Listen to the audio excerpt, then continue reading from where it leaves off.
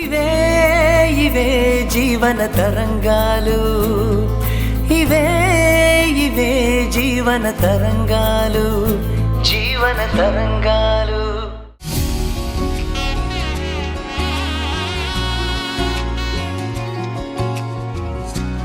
రా పిన్ని. ఏంటి ఇలా ఉన్నావు? ఒంట్లో బాలేదా? అదేం లేదు పిన్ని, ఐఎమ్ ఫైన్. మీ ఇద్దరికి ఫోన్ చేశాను, ఇద్దరి ఫోన్లు స్విచ్ ఆఫ్ వచ్చాయి. గృహప్రవేశానికి రావా? వెళ్ళి రెడీ అవ్వు. అమ్మ, అక్క, నువ్వు, నేను అందరం కలిసి వెళ్దాం.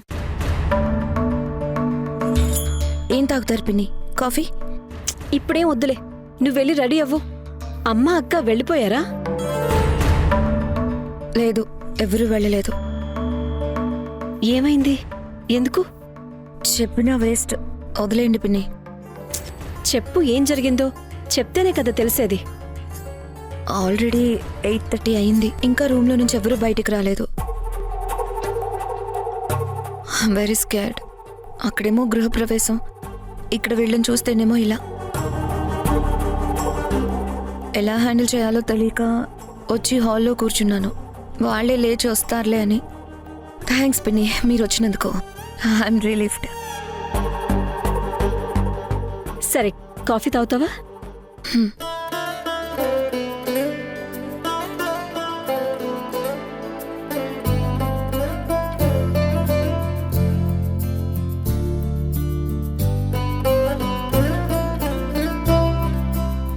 పంచదార ఎక్కడుందే? ఇక్కడ బెల్లం ఉంది. బెల్లం టీ చైనా?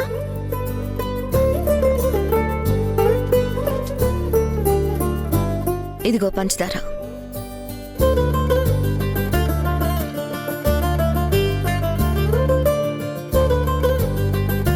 మహేష్ ఫంక్షన్కి రమ్మని ఫోన్ చేశాడు. ఎలాగూ వెళ్తున్నాను కదా, అందరం కలిసి వెళ్ళొచ్చని ఇలా వచ్చాను. మీరేమో ఇలా. వాడు నన్ను అమ్మని మాత్రమే పిలిచాడు, అమ్మమ్మని పిలవలేదు. అమ్మమ్మనేంటి పిలిచేది? నన్ను నిన్ను పిలిచాడు, అక్కని పిలిచాడు. అందరం ఒకటే ఫ్యామిలీ. అమ్మమ్మని ప్రత్యేకంగా పిలవకపోతే ఏమవుతుంది? కూడా వస్తుంది, అందరం కలిసి వెళ్దాం. పిలవకపోవడం కాదు పిన్ని, అమ్మమ్మని ఫంక్షన్కి రావద్దు అని చెప్పాడు.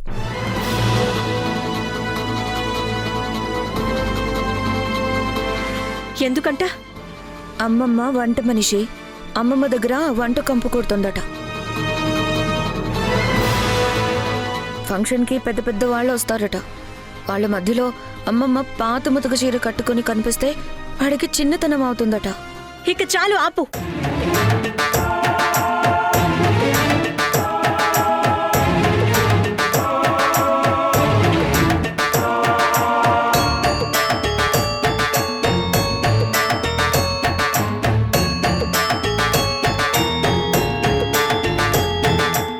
కాఫీ తీసుకో పిన్ని.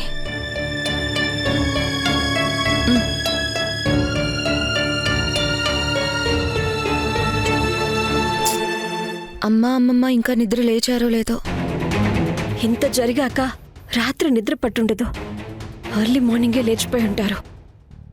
కాకపోతే అక్క ముఖం అమ్మ, అమ్మ ముఖం అక్క చూసుకోలేక రూమ్లో నుంచి బయటికి రావడం లేదనుకుంటా. అయినా ఇన్సల్ట్గా ఫీల్ కావాల్సింది ఆ మహేష్ గాడు. ఈ పరిస్థితికి వీళ్ళెందుకు బాధపడటం? టిఫిన్ ఏం చేసావు? పోయి త్వరగా ఉప్మాకి రెడీ చేయి. అక్కెక్కడుంది? Let me handle this.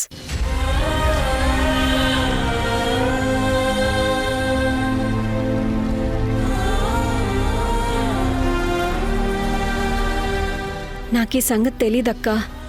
గృహప్రవేశానికి వెళ్తున్నాం కదా అని బాగా రెడీ అయ్యి పట్టుచీర కట్టుకుని వచ్చాను. వేరే చీరిస్తావా? ఎందుకే? ఇది బానే ఉందిగా. కానీ మీరు బాగోలేరు కదక్కా. మీరందరూ డల్గా డిసప్పాయింట్ అయ్యుంటే నేను మాత్రం పట్టుచీర కట్టుకొని నట్టింట్లో అటు ఇటు ఎలా సంతోషంగా తిరగలను? ఆ బ్లౌజ్కి మ్యాచ్ అయ్యే శారీ నా దగ్గర లేదే. ఈ మూడ్లో కూడా మ్యాచ్ అయ్యే శారీ కోసం నువ్వు ఆలోచిస్తున్నావంటే నువ్వు సూపర్ అక్క. ఫంక్షన్కి వెళ్తే అక్కడ సెంటర్ ఆఫ్ ది అట్రాక్షన్ నువ్వే ఉండేదానివక్క. వాడికి దూరపు కొండలు నునుపు. అమ్మని నిన్ను నోరారా పిలిస్తే వాడి సొమ్మేం పోతుందని. నలుగురు ఆడవాళ్ళం ఇంటి మనుషుల్లా రెడీ అయ్యి అక్కడ తిరుగుతూ ఉంటే వాడింటికి ఎంత నిండుదనం వస్తుండేది. కళకళ్ళాడుతూ ఉండేది.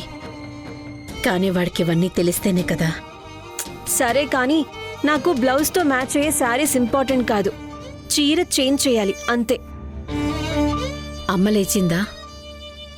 తెలీదక్కా. బాధతో అమ్మకు నిద్ర పట్టుండదు. రూమ్లో నుంచి ఇంకా బయటికి రాలేదనుకుంటా.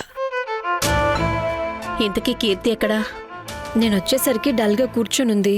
కాఫీ చేశాను, టిఫిన్కి రెడీ చేయమని చెప్పి వచ్చాను. అమ్మకి కాఫీ ఇచ్చిరా. మార్నింగ్ 6 గంటల్లోపు తాగే అలవాటు, లేకపోతే తలపోటు అంటుంది. అక్కా, నా మొహం చూసి మాట్లాడు. ఏం తప్పు చేశావని మొహం తిప్పుకున్నావు?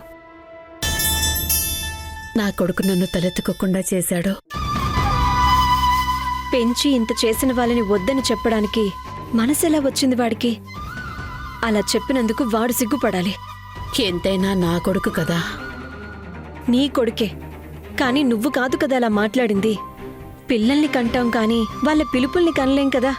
దానికి నువ్వేం చేస్తావక్కా? అంతే అంటావా? అంతే అక్కా. వాడు అమ్మని పిలవలేదు, అందుకని నువ్వు వెళ్ళటం లేదు. అమ్మ కోసం కొడుకు పిలుపునే వద్దనుకున్నావు. ఇంకా నువ్వెందుకు తలదించుకోవాలి? ఒకవేళ కొడుకు కోసం అమ్మని వదిలిపెట్టి వెళ్తే అప్పుడు ఆలోచించాల్సింది. వంటలు చేస్తే వచ్చిన డబ్బుతో వాడికి 3 పూటలా తిండి పెడితే ఇప్పుడు పెద్దవాడే అమ్మను వంట మనిషి అంటాడా? నా మనవడి బిల్డింగ్ కళ్ళ నిండా చూసుకొని వస్తాను. నేను సుఖపడకపోయినా వాడైనా సుఖపడాలని కోరుకున్నా అమ్మమ్మని అక్కడికి రావద్దంటాడా? అలా అనడానికి వాడికి నోరెలా వచ్చిందో. అమ్మమ్మ దేవెళ్ళ కంటే మంచి కోరి అంత పెద్ద చుట్టాలెవరు వాడికి? చాలా మంది ఉన్నారక్కా. నేను అసిస్టెంట్ కమిషనర్ని కాబట్టి నన్ను పిలిచాడు. డిపార్ట్మెంట్ హెడ్ని కదా, అందుకే మార్నింగ్ వచ్చి ఫంక్షన్ అయిపోయే వరకు ఉండమని చెప్పాడు. పోనీలే, పర్వాలేదు. నేను క్లర్క్ను కాబట్టి నా లెవెల్కి నువ్వు ఇలా వచ్చి అలా వెళ్తే సరిపోతుందిలే అనలేదు. కీర్తి నువ్వు రావాలని చెప్పాడు. పర్లేదులే, కీర్తి లెక్చరర్ కదా, ఆ జాబ్కి రెస్పెక్ట్ ఉంది. రెస్పెక్ట్ జాబ్కేనా, మనిషికి లేదా? జాబ్ చూసి కాదు రెస్పెక్ట్ ఇవ్వాల్సింది. వాడి కోసం ఎంతవరకు ఎవరు నిలబడ్డారో అది చూసి రెస్పెక్ట్ ఇవ్వాలి. అయినా ఇక్కడ ఇచ్చి పుచ్చుకోవడాలు కాదు, రక్త సంబంధం. దాన్ని మర్చిపోతే ఎలా దేవిక? ఏం చేస్తాం, నీ కొడుకు అలా మారిపోయాడు మరి. కొత్తిల్లు, కొత్త పలకరింపుల కోసం ఆరాటం, పెద్ద పెద్ద పరిచయాల కోసం మోజు, అంతే కదా? వదిలే అక్క, వెళ్ళి అమ్మకి నీ చేత్తో కాఫీ ఇవ్వు. అమ్మ కూడా నీ మొహం ఎలా చూడాలో ఏంటో అని అనుకుంటుందో ఏమో. పాపం అమ్మ, నీ పెళ్లి కోసం కట్టుకోవాలనుకున్న చీర అప్పుడంటే కుదరలేదు. ఇప్పుడెవరాపుతారే నా మనవడి ఫంక్షను అంది. వీడి గృహప్రవేశానికి కట్టుకుంటే ఆ చీరేదో ఒక శుభకార్యానికి కట్టుకున్న కోరిక నెరవేరుతుంది అని ఎంతగానో ఆశపడింది. పాపం అమ్మ. ఏం చేస్తాను చెప్పక్క, అమ్మతో కలిసుండే అదృష్టం ఎంతమందికి ఉంటుంది? నీకు రాసిపెట్టుంది కాబట్టి అమ్మతో ఉంటున్నావు. వాడికంత అదృష్టం లేదులే అక్క. అందుకే వాణ్ణి నేను కూడా వదిలేశాను. సరే పద అక్క, పద రా.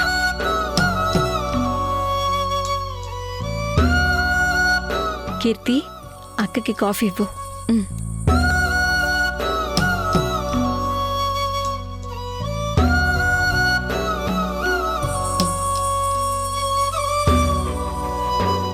తాగు. మార్నింగ్ త్వరగా లేచావా? నిద్రపోతేనే కదా. కన్నార్పకుండా అలాగే ఆలోచిస్తూ ఉండిపోయావా? మీ నాన్నెక్కడా? తెల్లవారుజామునే వెళ్ళిపోయారు, షార్ప్ 5:30కి. ఏ ఒకేషన్ వచ్చినా రెగ్యులర్గా వేసుకునే పట్టు జుబ్బా పంచా కట్టుకుని వెళ్ళిపోయారు. ఇంటి ఫంక్షను, అందుకే ముందే వెళ్ళి ఉంటాను అనుకుంటూ వెళ్ళారు. మీరు వెనకాలే రండి అని పెద్దరాయుడు లెవెల్లో చెప్పి మరీ వెళ్ళారు. వెళ్ళగానే ఈ పెదరాయుడికి అక్కడ మర్యాదలు చేసేవాళ్ళెవరట? అసలు మాట్లాడించేవాళ్లే లేరు. బావ అవన్నీ పట్టించుకోడు. అవమానం కదా. ఎవరికి? ఇంకెవరికి? ఈయనకే. పట్టించుకుంటే అవమానం, లేకపోతే లేదు. బావ అవన్నీ లైట్ తీసుకుంటాడు. నువ్వెందుకే మూతి ముడుచుకొని ఊ అని ఉన్నావు? వాడలా చేస్తే కోపం నా మీద చూపిస్తే ఎలా? నేనేం చేయాలి చెప్పు? పాపం, ఫంక్షన్ ఒక రోజు ముందు వేసుకోవడానికి డ్రెస్ మెటీరియల్ తెచ్చుకుంది. గృహప్రవేశం రోజు చీర కట్టుకుంటానని చెప్పింది. ఎవరితో నెక్లెస్ కూడా తీసుకొచ్చుకుంది. బాధగా ఉందా కీర్తి? ఉండదా మరి? మీరేమో 8 దాటినా రూమ్లో నుంచి బయటకు రావట్లేదు. నేనేమనుకోవాలి? లోపలికొచ్చి మిమ్మల్ని మాట్లాడించాలంటే భయం. మీరెంత దిగులుగా ఉన్నారో, ఏం చెయ్యాలో తెలియక బయట అలా కూర్చున్నాను. టైంకి పిన్ వచ్చింది కాబట్టి సరిపోయింది. నేను నిద్రపోలేదు, కానీ బయటకొస్తే అమ్మకి నా మొహం ఎలా చూపించాలో అర్థం కాక గదిలోనే ఉండిపోయాని. మీ సంగతి సరే, మరి అమ్మమ్మ? నేను వెళ్ళి అమ్మమ్మకి కాఫీ ఇచ్చేసి వస్తాను.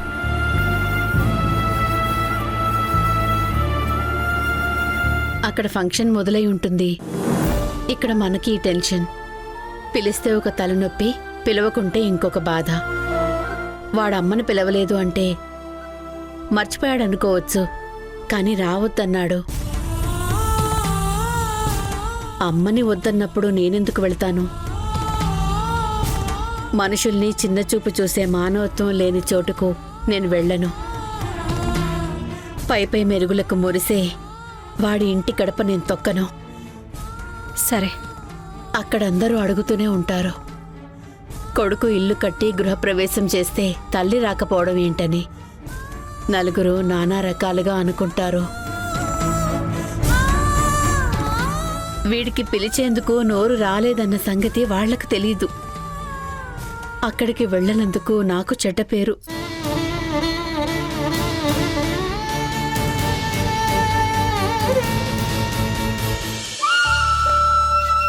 ఇక్కడున్నావా? నీకోసం ఇల్లంతా వెతికాను. ఇదిగో టీ తీసుకో.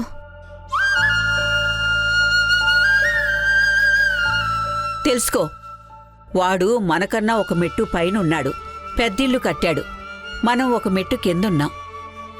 అంటే వాడేం చేసినా కరెక్టే కదా. చూసిన వాళ్ళేమంటారు?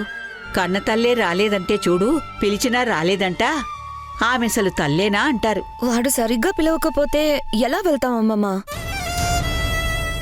బయట వాళ్ళు అవన్నీ చూడరు. ఇంట్లో వాళ్ళు వచ్చారా లేదా? అయినా వాడు ఎంతమందికని చెప్తాడు మనల్ని పిలవలేదని?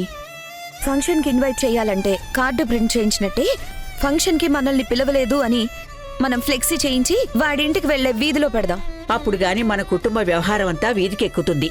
నలుగురితో సద్దుమణగాల్సింది ఊరంతా మనమే తెగేసి చెప్పినట్టు అవుతుంది.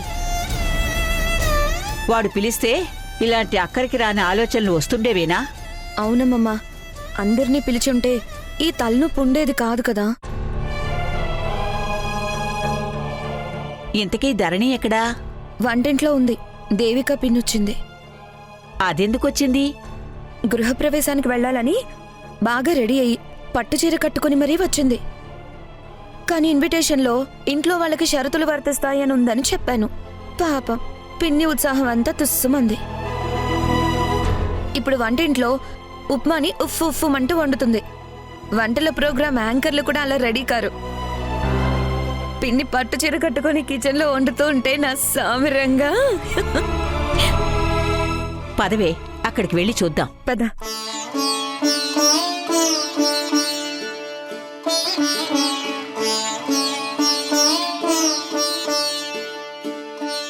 మేమిన్ని సంవత్సరాలు వంటలు చేశాం గాని ఇలా పట్టుచీర కట్టుకుని ఎప్పుడూ వంట చేయలేదు. మీ పిన్నిని చూడవే కీర్తి, ఎంత బాగా రెడీ అయ్యి ఉప్మా చేస్తుందో. చూడ్డానికి ముచ్చటగా ఉంది. ఏంటమ్మమ్మ నువ్వు పిన్నిని చిన్నపిల్లని చేసి కామెంట్ చేస్తున్నావు? తెలుసుగా, తను అసిస్టెంట్ కమిషనర్ దేవిక. తెలుసులేవే. అమ్మా, నీకు నిద్ర పట్టిందా? ఏం చెప్పమంటావులే, కీర్తొచ్చి లేపింది. మరి నీకు నిద్ర పట్టిందా? దేవిక వచ్చి లేపింది. నా కూతురు నిన్ను, నీ కూతురు నన్ను నిద్ర లేపటంతోనే ఈ రోజు సరిపెట్టుకుందావా? మనకి ఏ ఫంక్షన్కి ఇన్విటేషన్ రాదు.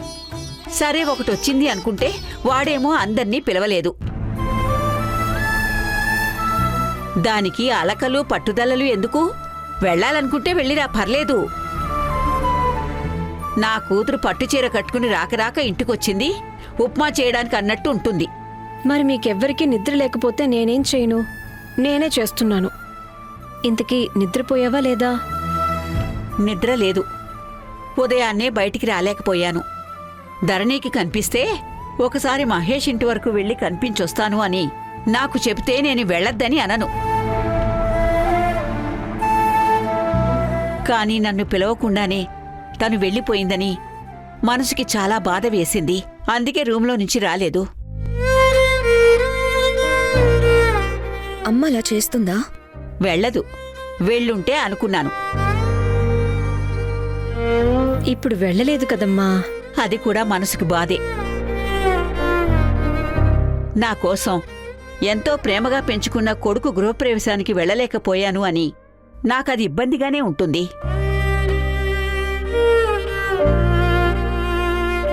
నా కోసం నీ కొడుకును వదులుకోమని నేను కోరుకోలేను కదా.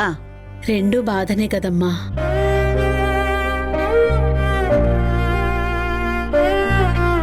ఒక పని చేద్దాం. ఎలాగూ దేవిక వచ్చింది, అందరం రెడీ అయ్యి వెళ్ళి మొహం చూపించొచ్చేద్దాం.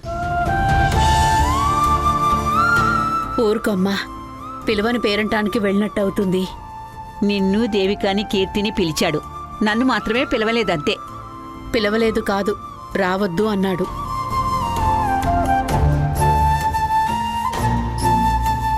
సరేలే, వంటలు చేయడానికి ఎవరెవరో ఇంటికి వెళ్తాను. మనవడింటికి వెళ్ళొస్తే తప్పే ఉంది. వాడికి నేను వంట మనిషిగానే వస్తాను. ఏమవుతుంది? ఊరుకోమ్మా, అవమానం అవుతుంది.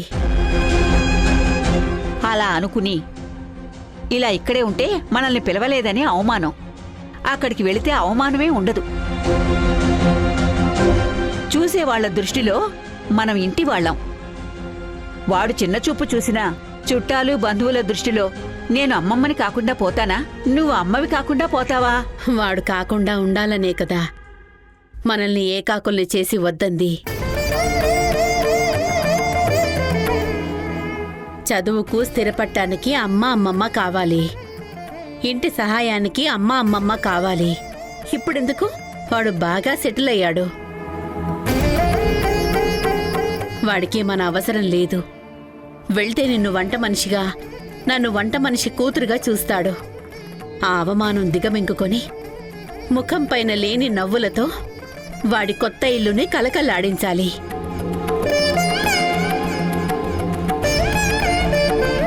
లేకపోతే వాడికొచ్చే నలుగురిలో చిన్నతనంగా ఉంటుంది. అంతేగా అమ్మా? కానీ మనల్ని చిన్నచూపు చూసినా భరిస్తూ వాడితో బంధం నిలబెట్టుకోవాలి అంటావు. కాని బంధాలు ఒకవైపు నుంచి నిలబెట్టుకోలేం కదమ్మా.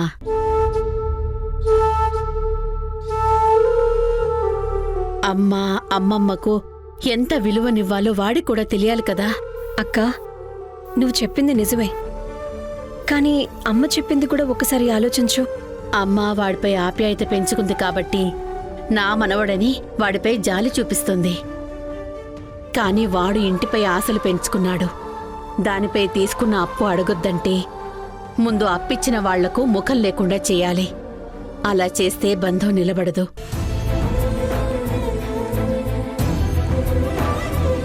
ఎదురుగా నిలబడి గట్టిగా అడగలేరు. రాకపోకలుండవు. అప్పు తీర్చాల్సిన అవసరం ఉండదనే వాడిదంతా చేసుంటాడు. కానీ అలా బంధాలు తెంచుకుంటే అప్పిచ్చిన వారికే నష్టం, తీసుకున్న వారికి కాదు కదా. అలా ఆలోచిస్తే మనం ఇంటి కోసం చేసిన సహాయం వ్యాపారం అవుతుంది. అందుకే అక్కడికి వద్దు అంటున్నాను. పిలవకపోయినా వెళ్తే వచ్చింది కొడుకు కోసం కాదు, ఇచ్చిన అప్పుతో ఇల్లు ఎలా కట్టాడో చూసుకుందామని వచ్చిందని అనుకుంటాడు.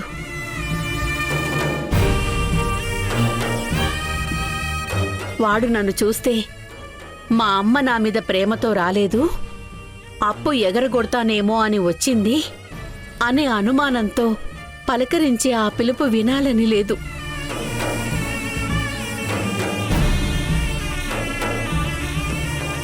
వాడితో అప్పు తీర్చే వరకు కలుపుకోవాలని వచ్చిందని మనసులో కూడా అనిపించుకోవాలని లేదు. అది ఫంక్షన్కి పిలవలేదన్న అవమానం కంటే ఎక్కువ కాబట్టి వద్దంటున్నాను.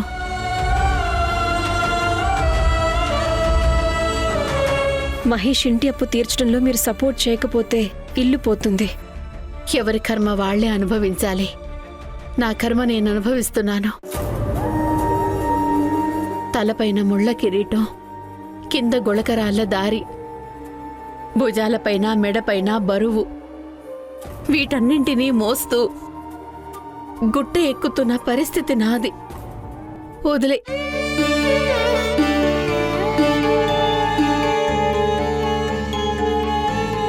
వీటి భారం ఒంటిపైనే కాదు మనసుపైన పడుతుంది. అలా అంటే నీ నుదిటి రాత అంతే అంటారందరూ. మరేం చేయను? బాధపడుతూనే జీవితాన్ని ఎదురీదుతున్నాను. కొడుకు కదా, శాపనార్థాలు పెట్టలేను. పిలవకుండా వెళ్ళి ఆశీర్వాదాలు అందించలేను. వదిలేయండి.